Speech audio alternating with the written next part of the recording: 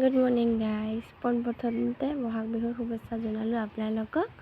তো এটা মই মিনি ব্লগ বনাই আছোঁ কাৰণ আজি বহাগ বিহুৰ উপলক্ষে। কাৰণ ঘৰৰ ওপৰত কিছুমান বস্তু দিয়া হয়, সেউজীয়া পাতৰ সেউজীয়া, তাৰপিছত বস্তুবোৰ কেনেকৈ ধৰণৰ দিয়া হয় সেইটো দেখাই আছোঁ। আৰু লগতে আজি তিতা খাব লাগিব, তো মায়ে তিতা নোখোৱাকৈ চাহ খাব নিদিয়ে, কাৰণ তিতা বোলে খাব লাগে, কাৰণ পৰম্পৰা বোলে। সেইটো কাৰণে আজি তিতা খাম।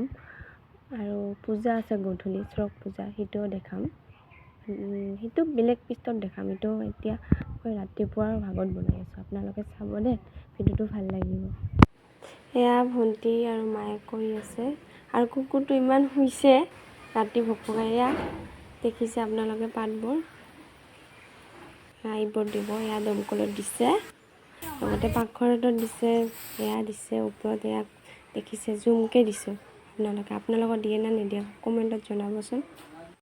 এয়া ভণ্টি জেতুকা দি আছে, ভাতিজীজনীও জেতুকা দিছে, নবৌও জেতুকা দিছে, লগতে ময়ো জেতুকা দিছোঁ, মূৰত লগাইছোঁ, আনকি মুখত অলপ হালধি লগাইছোঁ বিহুৰ কাৰণে।